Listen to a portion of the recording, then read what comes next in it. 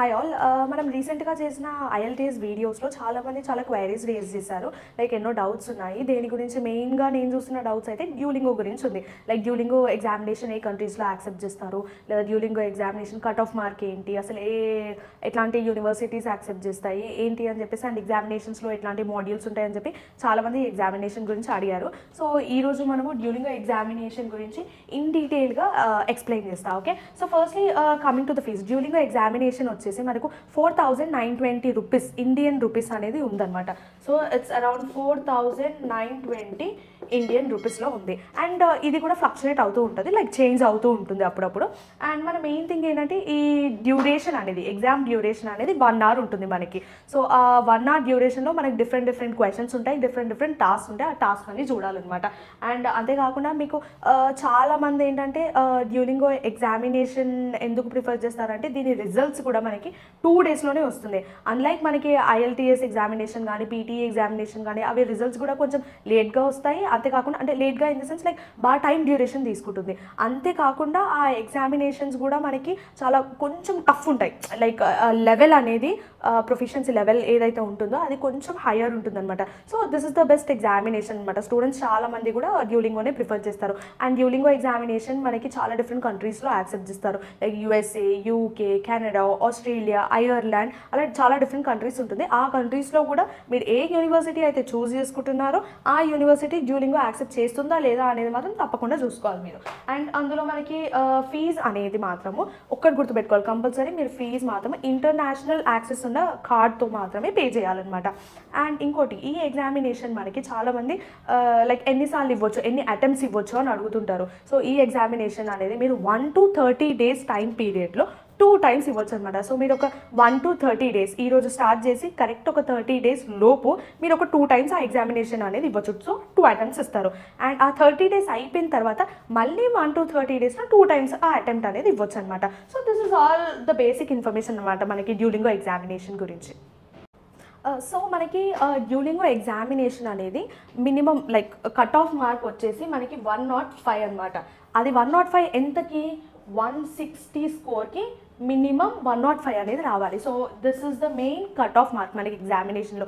And ఆ cut off mark కూడా మనకి డిపెండింగ్ ఆన్ ద యూనివర్సిటీ, మీరు ఏ యూనివర్సిటీ అయితే చూస్ చేసుకుంటున్నారో దాన్ని బట్టి డిపెండ్ అయి ఉంటుంది.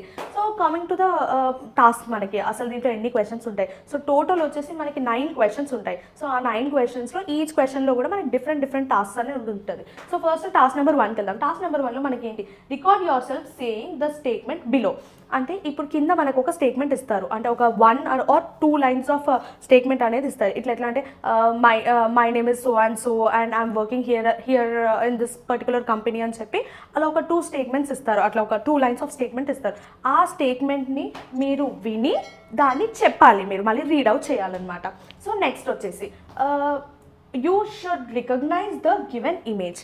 You should recognise the given image అంటే మీకు ఒక చిన్న పిక్చర్ అనేది ఇస్తారు. ఇక్కడ ఆ పిక్చర్ని చూసి అదేం పిక్చరో దాన్ని రికగ్నైజ్ చేసి ఆ పిక్చర్ ఏంటి అనేది చెప్పాలన్నమాట మీరు. So first task, second task completed. Next వచ్చేసి మనకి describe the image in 1 or more sentences.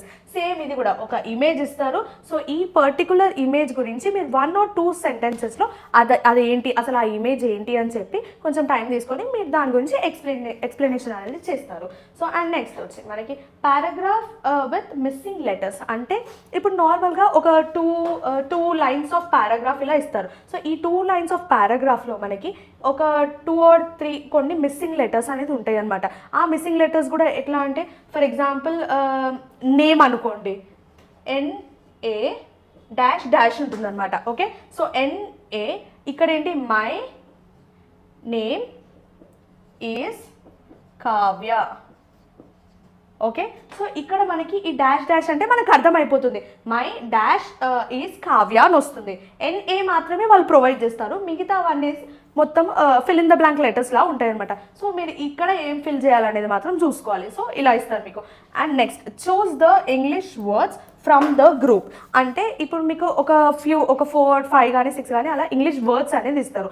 ఆ ఇంగ్లీష్ వర్డ్స్లో మీ అంటే అప్రోప్రియేట్ ఇంగ్లీష్ వర్డ్ ఏది అనేది మీరు చూస్ చేసుకోవాలి. సో ఫర్ ఎగ్జాంపుల్ మీరు బాల్ అనుకోండి, బాల్కి మనకి స్పెల్లింగ్ ఏంటి, BALL. సో మీరు ఇది బాల్ అంటే మీకు అర్థమైపోతుంది అది బాల్ అని చెప్పేసి. నెక్స్ట్ సిన్స్ అనుకోండి, SINCE అనేది ఉంటుంది కదా. సో అక్కడ వాళ్ళు ఇచ్చేటప్పుడు SINC మాత్రమే ఇస్తారు ఈ వర్డ్. సో SINC అంటే ఏమైనా ఉందా మనకి, అంటే అప్రోప్రియేట్ వర్డ్ కాదు. సో అది కాదు. పోనీ టాక్ అనుకోండి, TALK అంటే టాక్, మనకి వాళ్ళు మాత్రము TAL అంటారు. సో TAL అంటే ఏంటి, టాల్ అంటే ఏంటి, మనకు ఆ వర్డ్ ఉందా లేదు. So it's not appropriate. So ball is appropriate. So అంటే ఇలా ఇస్తారనమాట. నార్మల్గా మనకు తెలిసిన వర్డ్సే ఉంటాయి, కాకపోతే దాన్ని మనం ప్రొనౌన్సియేషన్ ప్రాపర్గా చేస్తే మనకు తెలుస్తుంది whether it's English word or not అని చెప్పి. And next listen and select the English words. ఇదేంటంటే ఇక్కడేమో మనకి ఆల్రెడీ వర్డ్స్ ఇస్తారు, అందులో మనం ఇంగ్లీష్ వర్డ్ ఏదో మనం చూస్ చేసుకోవాలి. కానీ ఇందులో సేమ్ ఈ 5th క్వశ్చన్ లాగానే, కాకపోతే దీంట్లో వినాలి. సో వాళ్ళు కొన్ని ఒక 6-7 వర్డ్స్ అలా చెప్తారు బయటకి, బాల్, క్యాట్, యాపిల్ అలా వర్డ్స్ అనేది చెప్తారు. ఆ వర్డ్స్లో ఏదైతే మీకు అప్రోప్రియేట్ ఇంగ్లీష్ వర్డ్ అనిపించిందో అది సెలెక్ట్ చేయాలి. And next type the statement you hear. So ఒక స్టేట్మెంట్ అనేది వాళ్ళే చదువుతారు. ఆ స్టేట్మెంట్ వాళ్ళు ఏదైతే చదివారో, actually I have went there, I have gone to my college, I have went to my university, అలా ఒక 2 స్టేట్మెంట్స్ అనేది చదువుతారు. సో ఆ స్టేట్మెంట్ని ప్రాపర్గా విని అప్పుడు మీరు ఆ స్టేట్మెంట్ని టైప్ చేయాలి. ఓకేనా. అండ్ నెక్స్ట్ వచ్చేసి క్యూ కార్డ్. సో ఈ క్యూ కార్డ్ ఏంటంటే మీరు IELTSలో వీడియోలో కూడా క్యూ కార్డ్ అనేది వినుంటారు. సో ఈ క్యూ కార్డ్ అంటే ఒక కార్డ్లో మీకు ఒక టాస్క్ ఉంటుంది అనమాట, ఒక పిక్చర్ కానీ అలా ఇచ్చి చెప్తారు. సో ఈ క్యూ కార్డ్ అనేది మీకు ఇస్తారు. సో ఆ క్యూ కార్డ్ ఇచ్చిన తర్వాత క్యూ కార్డ్ చూసి మీకు ఒక 20 seconds టైం అనేది ఉంటుంది, లైక్ అంటే ప్రిపరేషన్ అవ్వడానికి. సో ఆ 20 seconds విన్నాక అదేంటో మీరు ఒక 30 secondsలో మాట్లాడాలి, వాట్ ఇస్ వాట్ అని చెప్పి. ఆ క్యూ కార్డ్కి సంబంధించి ఒక 30 seconds ప్రాపర్ ఇంగ్లీష్లో మీరు మాట్లాడితే సరిపోతుంది. So this is task number 8. And last task వచ్చేసి మనకి task number 9, responding to the question and speak. So ఒక క్వశ్చన్ అనేది ఇస్తారు, అంటే like what is your recent vacation, where have you been to your recent vacation, can you explain about it అని చెప్పి అలా ఒక క్వశ్చన్ ఏదైనా అడుగుతారు, అంటే మీకు సంబంధించిన క్వశ్చన్సే అడుగుతారు. సో ఆ క్వశ్చన్ గురించి మీరు అదేంటో విని దాని గురించి అట్లీస్ట్ 50 wordsలో మీరు 5 minutes టైంలో మాట్లాడాలన్నమాట. అట్లీస్ట్ 50 words అనేది చెప్పాలి. సో నార్మల్గా ఏంటంటే మీకు టైం సేవింగ్ టాస్క్ అనమాట ఇది. చాలామంది ఒక 2 minutesలో ఇది ఫినిష్ చేసేస్తారు ఈ టాస్క్ అనేది.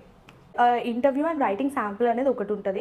దీనివల్ల మనకి మార్క్స్ రావడం అలా ఏముండదు, కానీ యూనివర్సిటీస్ వాళ్ళకి ఒక రెఫరెన్స్ లాగా ఉంటుందన్నమాట.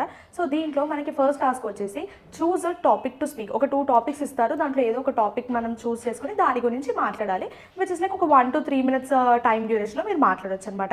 అండ్ ఇంకోటి వచ్చేసి choose a question to right. Same అలాగే ఒక 2 questions అలా ఇస్తారు, దాంట్లో ఒక క్వశ్చన్ చూస్ చేసుకొని దాని గురించి మనం రాయాలన్నమాట.